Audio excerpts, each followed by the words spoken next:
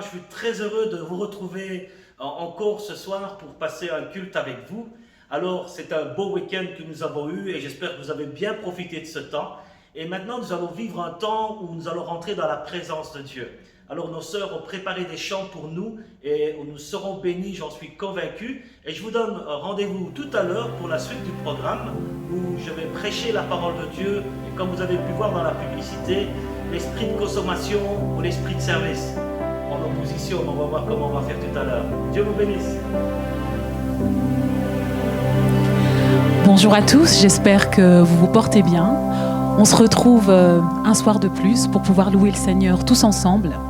Ce soir, on va chanter un nouveau chant. Le chant s'intitule « Mon témoignage ». Et on aimerait qu'à travers ce chant, on puisse déclarer tous ensemble qu'on veut être des témoignages du Seigneur, des témoignages de son amour, des témoignages de sa puissance, des témoignages de sa gloire. Amen.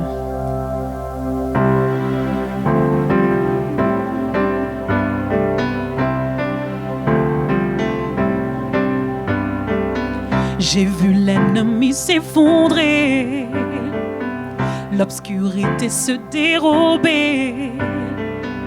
Malgré tout, un mystère est insaisissable. Mon nom est écrit là dans le ciel.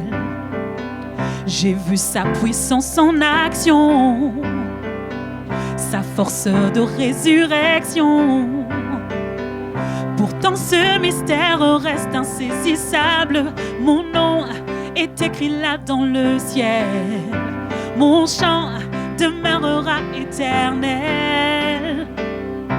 C'est là mon témoignage, je suis sauvé. Sa grâce a changé ma vie, je chanterai. Par Jésus mon rédempteur, justifié. Voilà mon témoignage, voilà mon témoignage. Oh oh oh oh oh oh oh oh. J'ai vu l'ennemi s'effondrer, l'obscurité se dérober. Malgré tout, un mystère est insaisissable.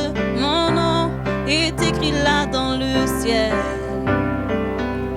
J'ai vu sa puissance en action,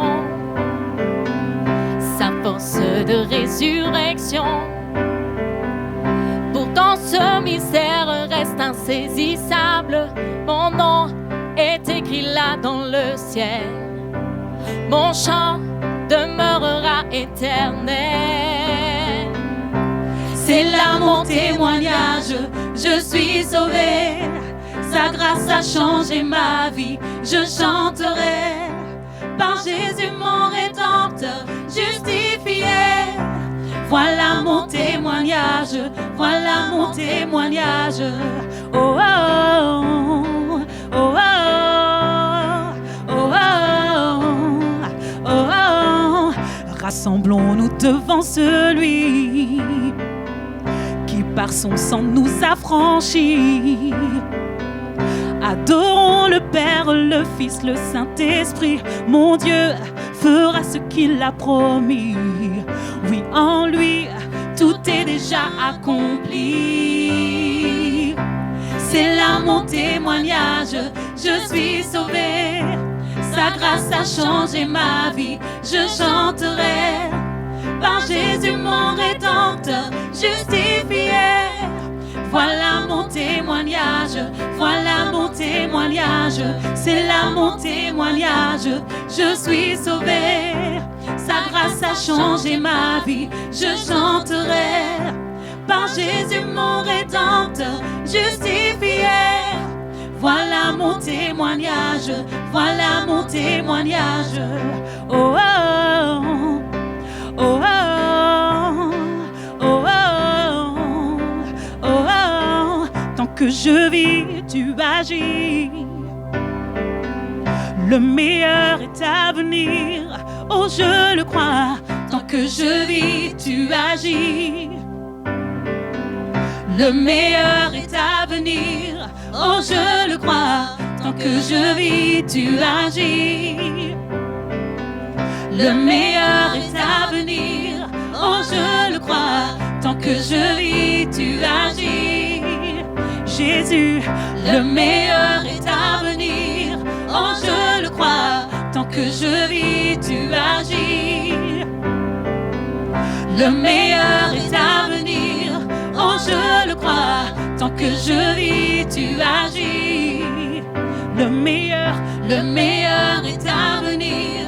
Oh, répète après moi. Tant que je vis, tant que je vis, tant que je vis, tant que je vis, le meilleur est à venir.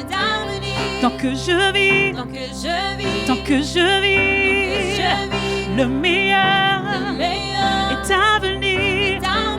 Oui, je te loue. Oui, je te loue. Oui, je t'adore. Oui, je t'adore. Oui, je t'élève. Oui, je t'élève. Oui, je t'élève. Oui, je t'élève. Oui, je t'exalte. Oui, je t'exalte. Gloire à ton nom. Gloire à ton nom. Gloire à ton nom. Gloire à ton nom. Gloire à ton nom. Gloire à ton nom. Oui, je t'adore. Oui, je t'adore. Oui, je t'élève. Oui, je t'élève. C'est là mon témoignage. Je suis sauvé. Sa grâce a changé ma vie. Je chanterai. Par Jésus mon Rédempteur, justifié. Voilà mon témoignage, voilà mon témoignage. Oh oh, oh oh, oh oh, oh oh, oh oh.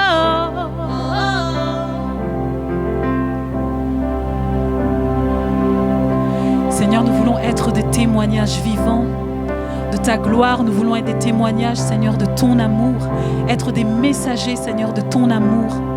Nous voulons être des témoignages de ta puissance. Véhiculer ta puissance, Seigneur. Que le monde puisse voir que le Dieu que nous servons est un Dieu vivant. Que le monde puisse voir que le Dieu que nous servons est le véritable Dieu. Nous voulons être des témoignages, Seigneur, pour toi. Fais de nos vies, Seigneur, des témoignages, Seigneur. Règne dans nos vies. Règne dans nos vies, Seigneur. Nous nous abandonnons à toi, règne, Seigneur, dans nos vies.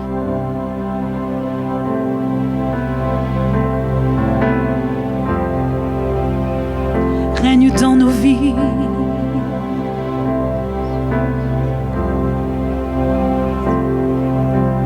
Que ton règne vienne, que ton règne vienne sur terre comme au ciel. Remplis-nous, Éternel. Chantons ensemble. Que ton règne vienne, que ton règne vienne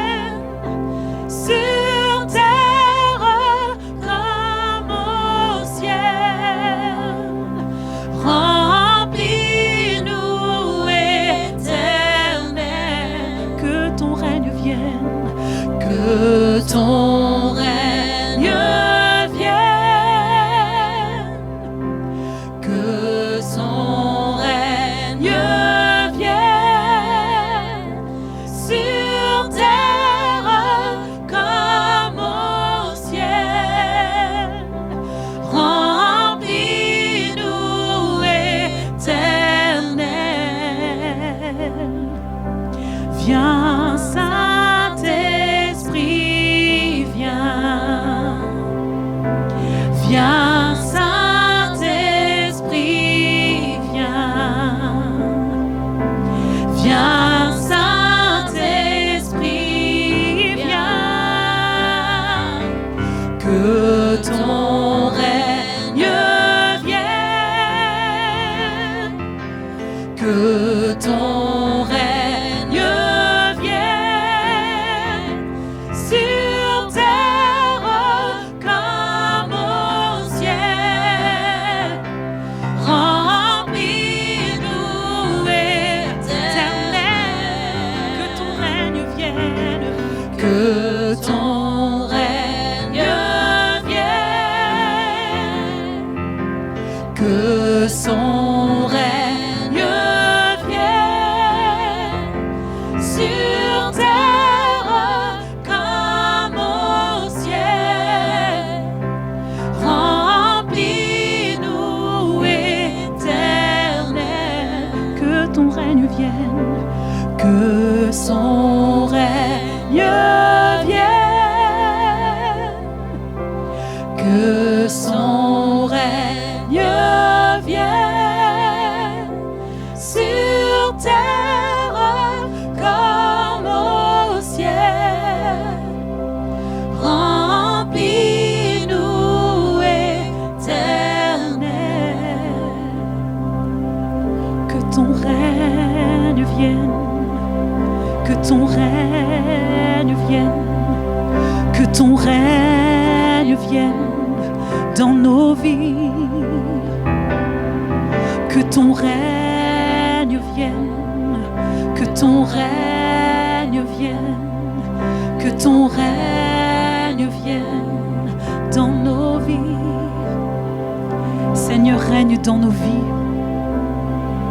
Nous voulons lâcher prise, Seigneur, que tu puisses prendre le contrôle. Règne, Seigneur, dans nos vies. Sois le souverain de nos vies.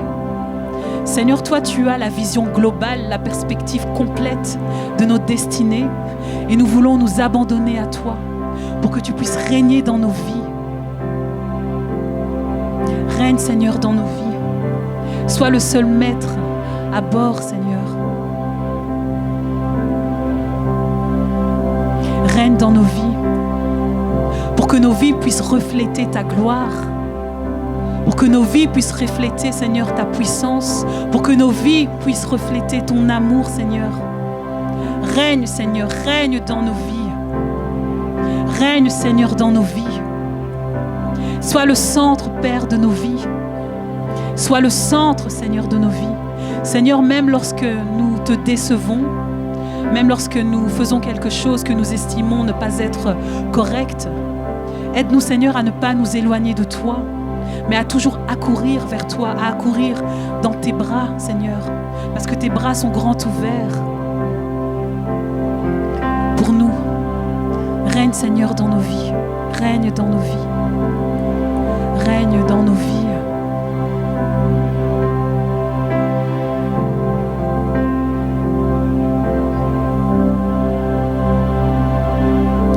Il y a quelques années, le Seigneur m'avait donné en fait une image lors d'une retraite. C'était l'image en fait d'une chambre qui était extrêmement bien rangée. Tout était mis à sa place. Et tout d'un coup, dans cette chambre, il y a eu comme un bouleversement et tout a été déplacé. Et en fait, il me faisait comprendre par ça qu'on devait lâcher prise en fait.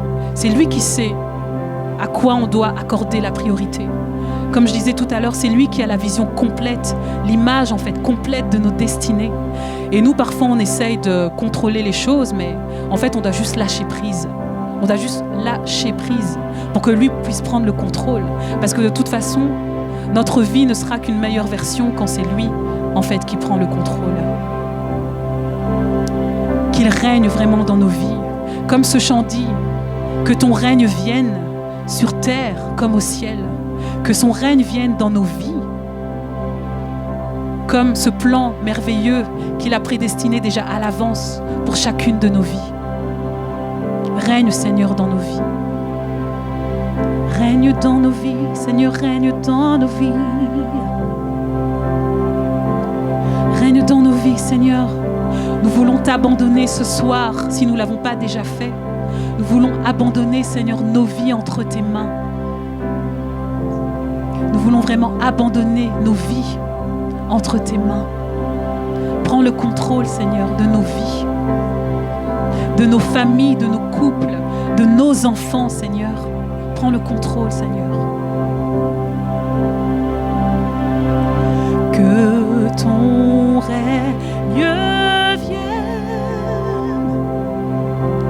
que ton règne vienne sur terre comme au ciel. Remplis-nous, Éternel. Encore une dernière fois, que ton règne vienne. Que ton règne vienne, que ton règne vienne sur terre comme au ciel. Remplis-nous, remplis-nous, Éternel.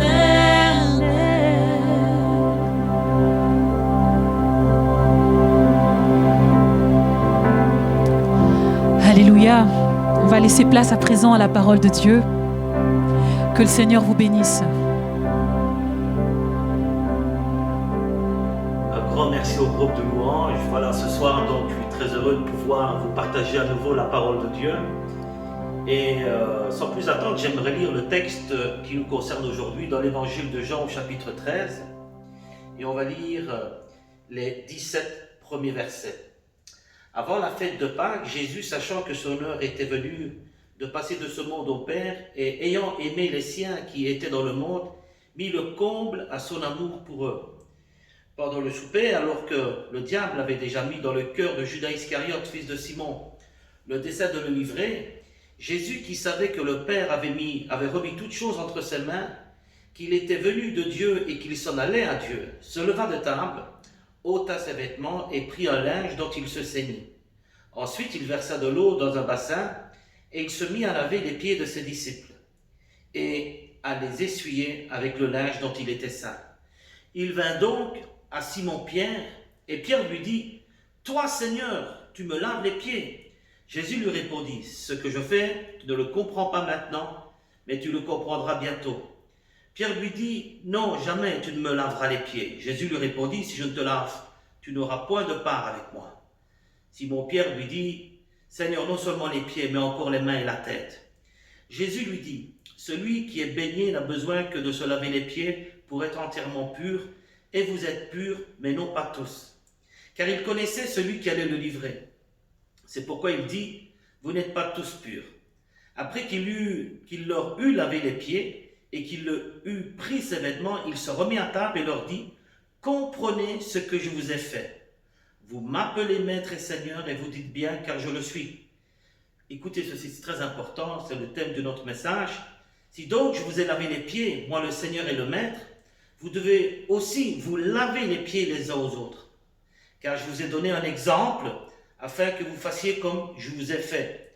En vérité, je vous le dis, le serviteur n'est pas plus grand que son Seigneur, ni l'apôtre plus grand que celui qui l'a envoyé. Si vous savez ces choses, vous êtes heureux, pourvu que vous les pratiquiez. Alors ce soir, c'est vraiment un thème qui est vraiment important, un thème qui touche un des plus grands fléaux, je vais dire, de l'Église du 21e siècle. Eh bien, c'est le consumérisme, c'est-à-dire cette société de consommation qui est toujours en train de demander, mais jamais de donner ni de servir. Nous sommes tellement habitués à être servis, et je parle à des chrétiens, nous sommes tellement habitués à être servis que l'on oublie que la vie chrétienne est une vie au service de notre prochain. La vie chrétienne, c'est une vie au service de notre prochain. Alors je rentre dans le vif du sujet ce soir, et on voit que Jésus n'a pas peur de mettre la main à la pâte. Jésus va retirer ses vêtements pour prendre une tenue de travail, on va dire. Et c'est vraiment une vraie image de ce que Jésus a fait en venant sur terre, servir. Alors ne pensons pas que Jésus ne faisait qu'enseigner et guérir les malades. Non, Jésus a fait tellement d'autres choses. Et une des choses qu'il a faites ici, on va le voir, c'était quelque chose de révolutionnaire pour l'époque. J'aimerais rappeler un texte qui se trouve dans Philippiens 2 au chapitre 6, où on parle de Jésus, lui qui était de condition divine.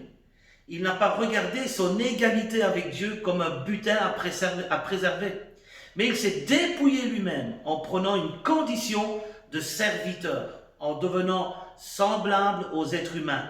Reconnu comme un simple homme, il s'est humilié lui-même en faisant preuve d'obéissance jusqu'à la mort, même la mort sur la croix. Frères et sœurs, il a tout délaissé pour un temps, puis a tout retrouvé. Et le geste de Jésus ce soir-là,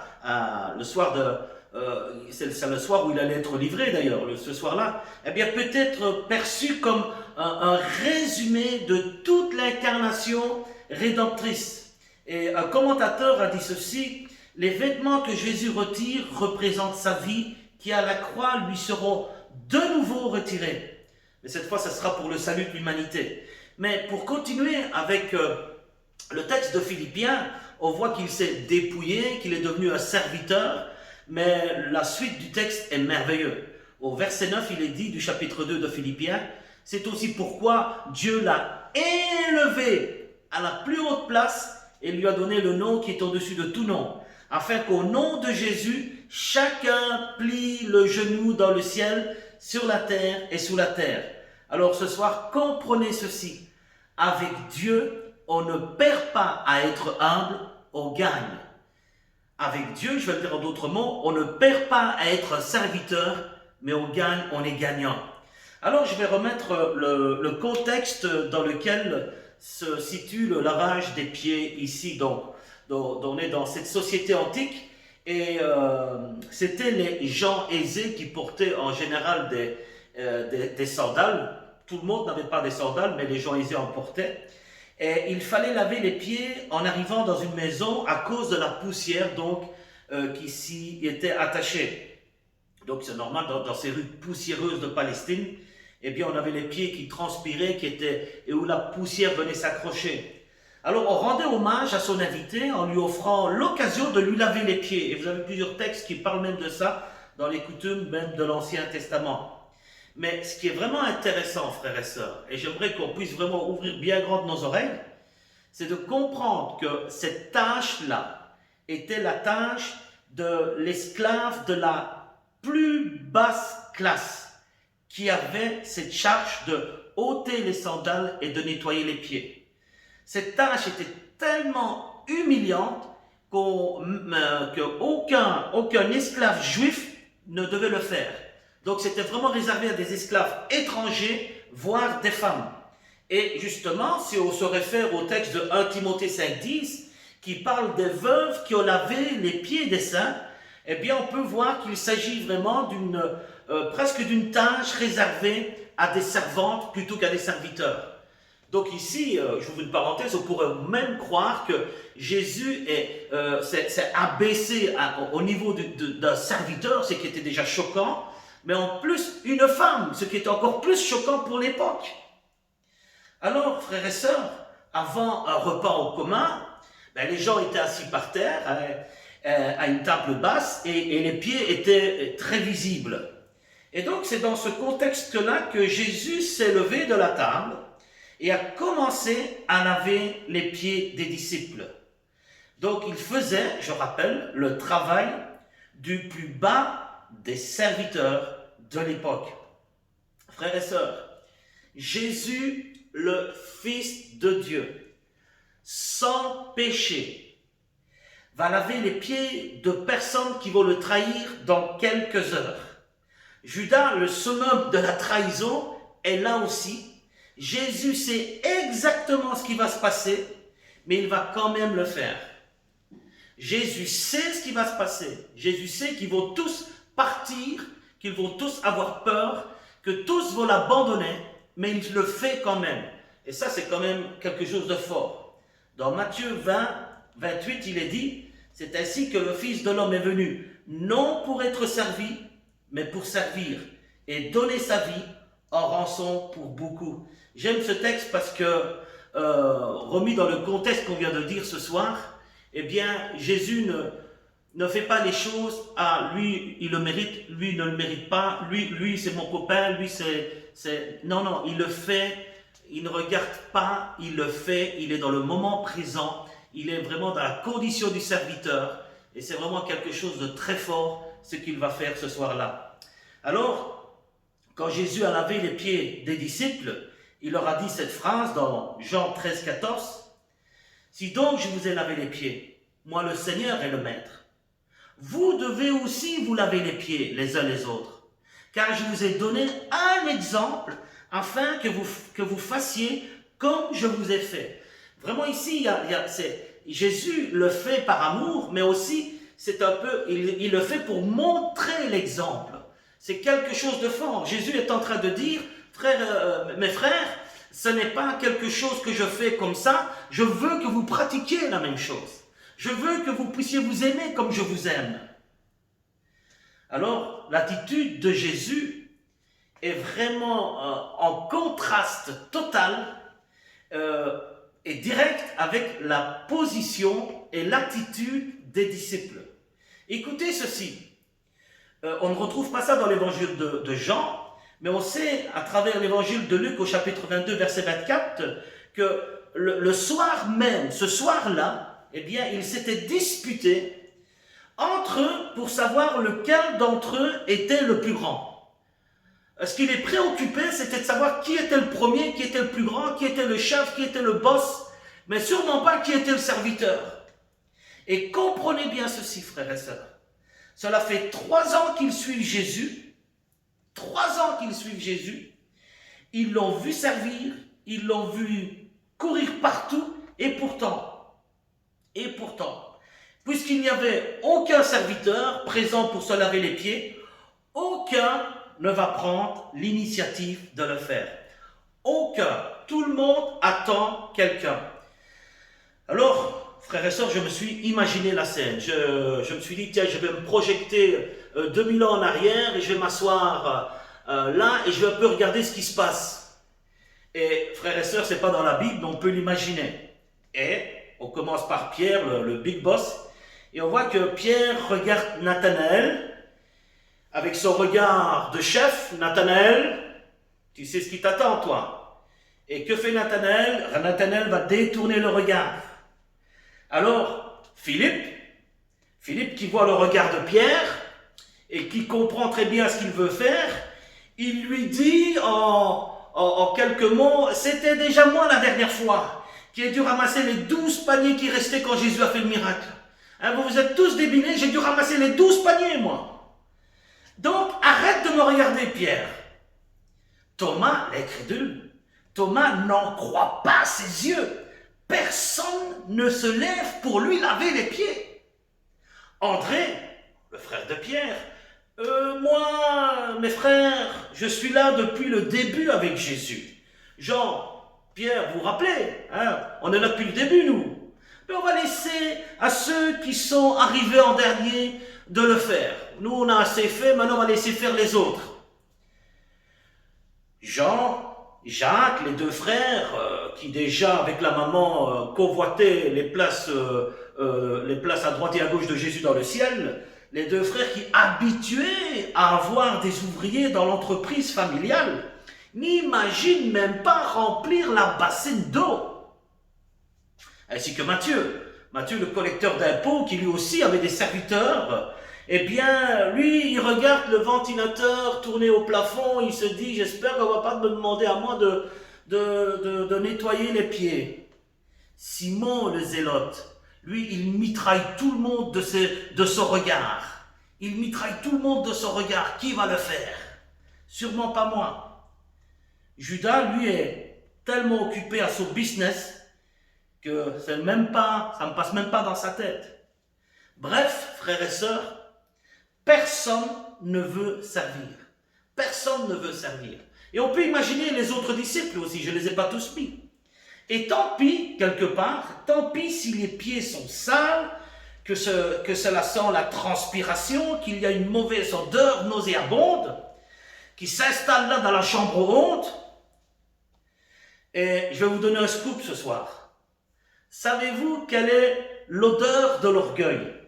Eh bien, frères et sœurs, l'odeur de l'orgueil, c'est la même odeur que la chambre haute quand ils sont tous là sans se laver les pieds. Vouloir être servi, ça sent mauvais. Vouloir être servi, ça sent mauvais. Et il y a dans cette Palestine profonde une mentalité de consommation au lieu de service. On pourrait dire, oui, mais c'est à l'époque, mais pas que là.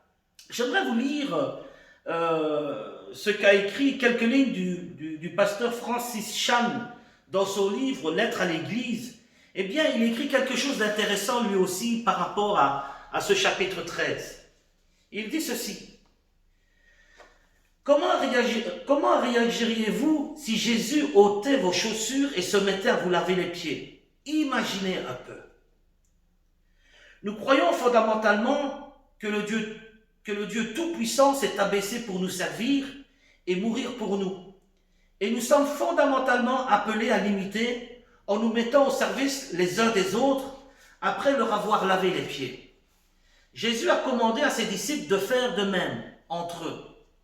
Selon vous, et quel que soit le dimanche, quel est le pourcentage de chrétiens qui s'empressent de se mettre au service des autres?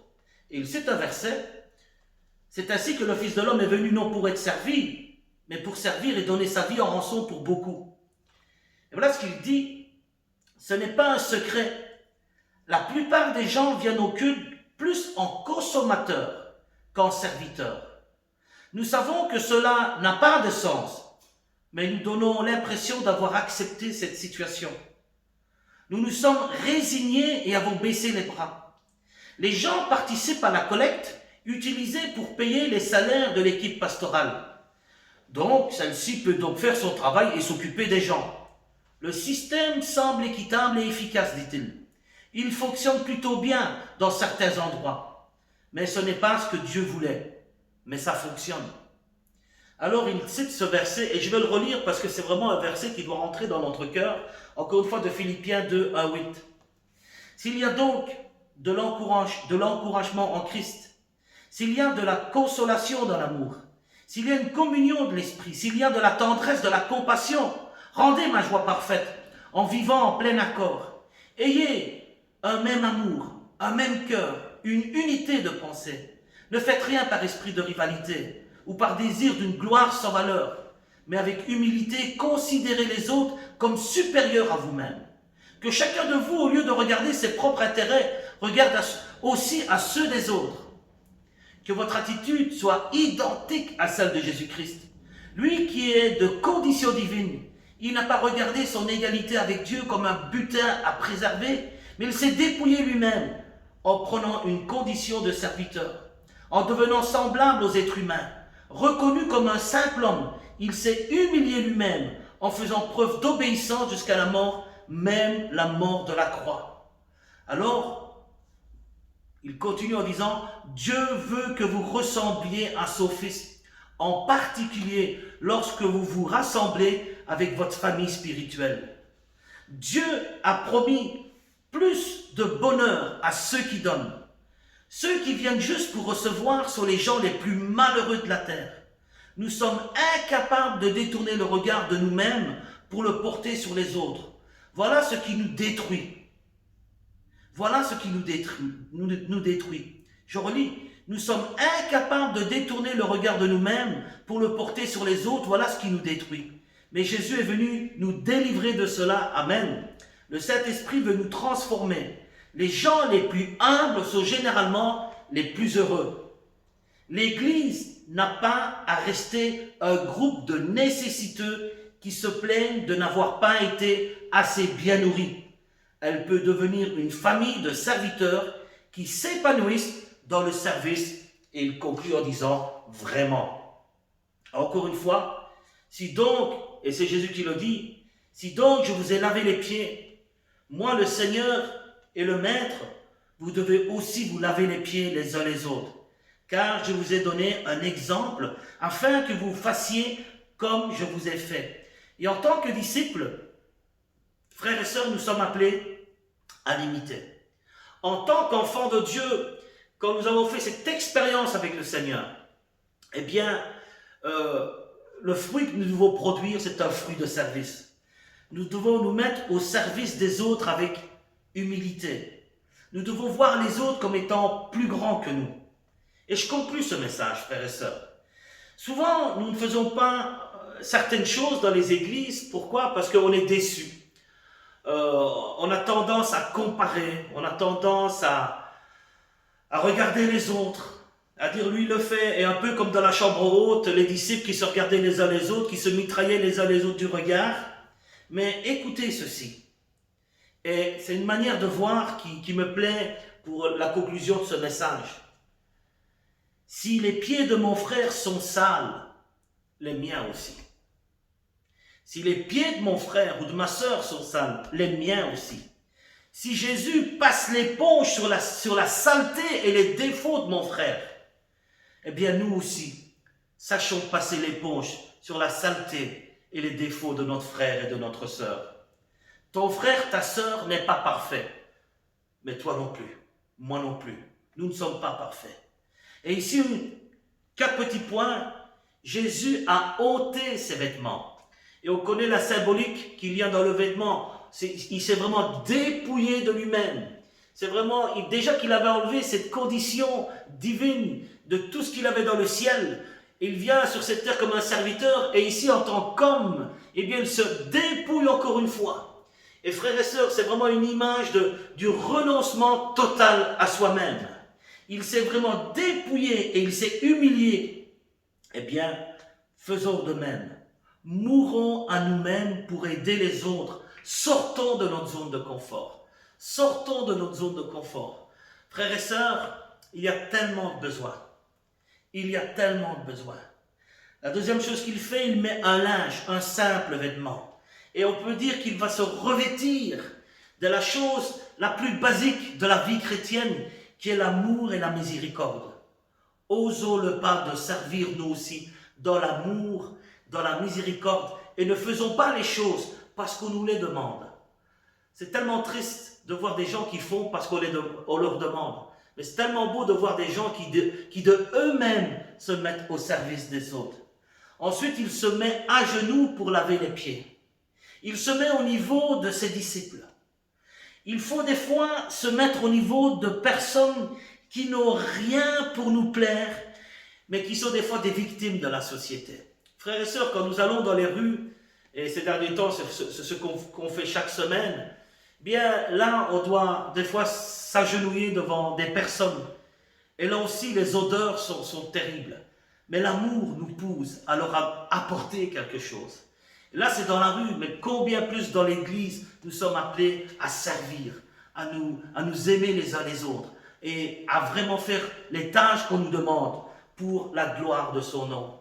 Et ensuite, Jésus prend le bassin rempli d'eau.